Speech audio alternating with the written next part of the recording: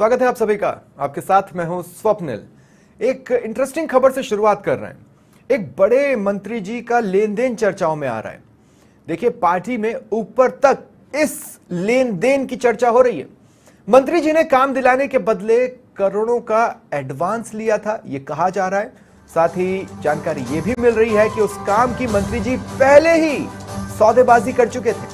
अब काम नहीं मिलने पर जब पैसा लौटाने की बात सामने आई तो मंत्री जी इस बात को लेकर ठेकेदार से खासे नाराज हो गए और फिर ठेकेदार के पीछे पूरा सरकारी तंत्र लगा दिया। लेकिन ठेकेदार साहब भी कुछ कम नहीं निकले, अपनी पीड़ा लेकर पहुंच गए प्रभारी जी के पास। जब प्रभारी जी ने इस मामले पर सामने बैठकर चर्चा की तो मंत्री जी पहले तो इस पूरे मामले को साजिश बताते रहे, लेकिन जब ठेकेदार ने लेन देन के सारे सबूत सामने रख दिए तो मजबूरन मंत्री जी को लेन देन की बात स्वीकार करनी पड़ी और पैसे लौटाने का आश्वासन देना पड़ा।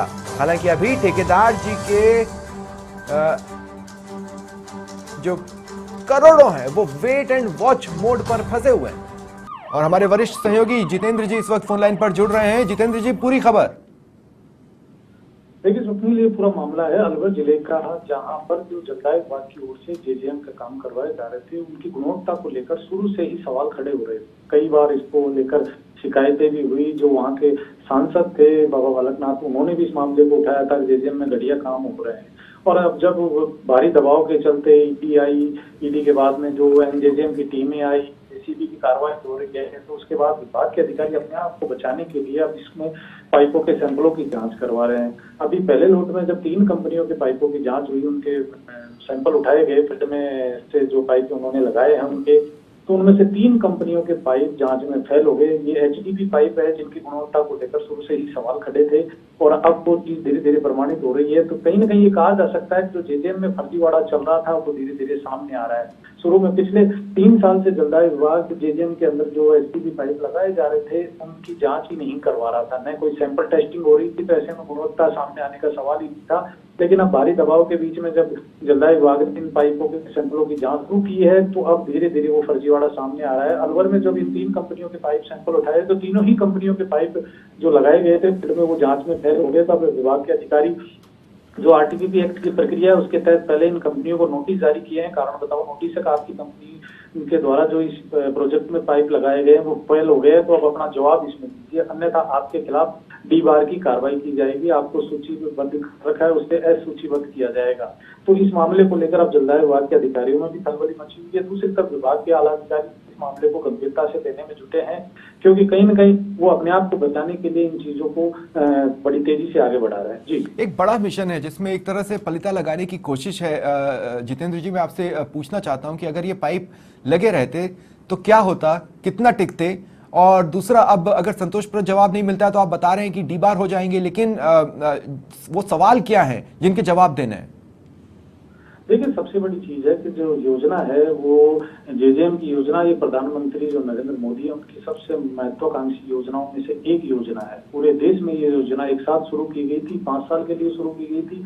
और इसमें सबसे बड़ी चीज ये थी, ग्रामीण जनता, जो ग्रामीण क्षेत्र के लोग हैं, उनकी पेयजल समस्या को लेकर स्पेशली ग्रामीण क्षेत्र के लिए योजना शुरू की गई थी और इसके लिए स्पेशल गाइडलाइन भी बनाई गई थी कि किस मापदंडों पर काम होंगे। ये सब भारत सरकार की तरफ से जारी किए गए थे।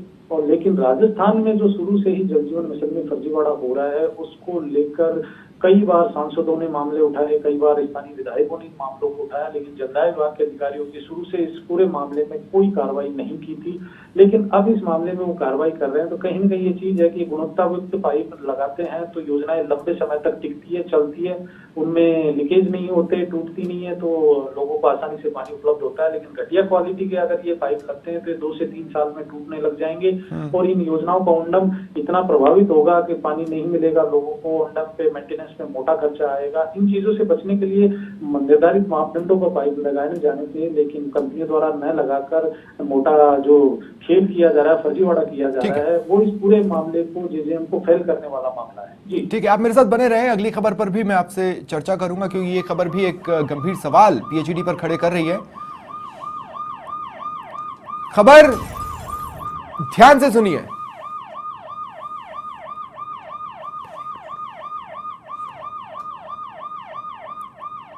तो पीएचईडी से ही जुड़ी ये बड़ी खबर है जो हम आपको बता रहे हैं।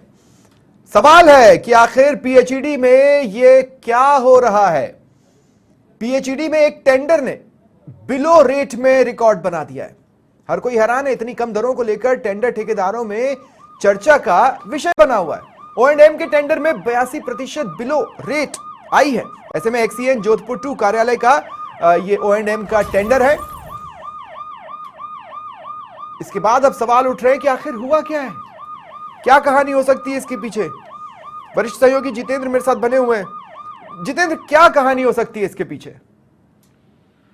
देखिए स्वप्निल, सबसे पहले तो मैं बताऊंगा कि ये ऑपरेशन एंड मेंटेनेंस का टेंडर जो उमेद सागर का 40 MLD का फिल्टर प्लांट है, उसके ऑपरेशन और मेंटेनेंस के कार्य को लेकर जोधपुर जो एक्सीएन सेकंड कार्यालय है उसकी तरफ से निविदा आमंत्रित की गई थी। इस निविदा में 7 कंपनियों ने पार्टिसिपेट किया। करीब 24 लाख की लागत का ओंडम का ये टेंडर था, जिसमें कंपनी को ऑपरेशन एंड मेंटेनेंस का काम संभालना है। इस टेंडर को लेकर 7 फर्मों की रेटें इतनी बिलो आई है कि जो पीएचडी के लिए इतिहास बनी हुई है। लेकिन इन 5 फर्मों में से भी एक फर्म की जो रेट है बिलो रेट, उसने तो पीएचडी के इतिहास में एक रिकॉर्ड बना दिया है कि 82% करीब ये बिलो रेट आई है, जो अपने आप में इस पूरे टेंडर प्रक्रिया पर सवालिया निशान है कि आखिर इतनी बिलो रेट में ठेकेदार कैसे काम करेगा। 24 लाख रुपए के काम को ये फर्म 4.25 लाख रुपए में करने को कैसे तैयार हो गई। क्या इस पूरे टेंडर में या तो कोई काम होना ही नहीं है, या फिर ये पूरी तरह से फर्जीवाड़े का काम है जिसको लेकर फर्म ने इतनी कम रेट डाली है, जो अपने आप में इस पूरे सिस्टम पे एक सवालिया निशान हो गया है। ये जो रेट है उसने इस पूरे सिस्टम पर सवाल खड़ा कर दिया है कि 24 लाख रुपए के टेंडर को 4 लाख 4.25 लाख रुपए में फर्म कैसे करेगी। या तो इस पूरा टेंडर फर्जीवाड़े पे खड़ा हुआ है कि इसमें जितना मैन पावर लिया गया है, मेंटेनेंस के कार्य लिए गए वो सब फर्जी है और उनके बिल बनने हैं, या इस फर्म ने जो रेटें डाली है वो काम करना ही नहीं चाहती, फ्री में ये इस काम का बिल बनाकर पेमेंट उठाना चाहती है, या दूसरी तरफ से इंजीनियरों ने इस टेंडर को फर्जीवाड़े में लगाया है, कोई काम करना नहीं जो में दिखाना है और इस काम को ऐसे इतनी कम दरों पर देकर फर्म के साथ मिलीभगत करके और इस काम को कर लेना है। ये दोनों ही चीजें पीएचडी के लिए एक बड़ा सवालिया निशान है। या फर्म ने इतनी दरें कम डाली है तो इसके पीछे क्या कारण है, या फिर ये टेंडर में विभाग के अधिकारियों ने मिलीभगत से इसकी दरें ज्यादा दिखाई है। दोनों चीजों की ये जांच का विषय है और इस मामले पर हमने विभाग के आला अधिकारियों से बात की तो वो भी बड़े अचंभित हुए कि आखिरकार ऐसा क्या हो रहा है इस टेंडर में। तो आने वाले दिनों में इस पूरे मामले पर जो आला अधिकारी एक्शन लेंगे उसके बाद में ये चीजें सामने निकल कर आएगी कि आखिरकार इस टेंडर में ऐसा क्या हुआ। जी वैसे टेंडर खुलना कब है? ये टेंडर खुल गया है, उसी के बाद ये दरें आई है। और जो जिसमें 7 फर्मों ने पार्टिसिपेट किया था उसमें एक फर्म की रेट आई है वो 55.11% बिलो है, दूसरी फर्म की रेट आई है वो 60% बिलो है, तीसरी फर्म की रेट है 66.33% बिलो है, चौथी फर्म की रेट 72.01% बिलो है। लेकिन 5वीं फर्म है जो सेरा वीरू कंस्ट्रक्शन कंपनी, उसकी रेट 81.83% बिलो है, जो अपने आप में एक पीएचडी में अब तक की जो बिलो रेट आई है उसमें एक रिकॉर्ड बनाया है इन फर्मों ने कि इतनी बिलो रेट किसी टेंडर में आज तक ओंडम में आई नहीं है। 81.83 की रेट आई है, लगभग 82% कहा जा सकता है कि आखिरकार 100 रुपए के काम को कोई फर्म 18 रुपए में कैसे करेगी, बड़ा सवाल है। शुक्रिया हमारे साथ जुड़ने के लिए और तमाम बातचीत के लिए।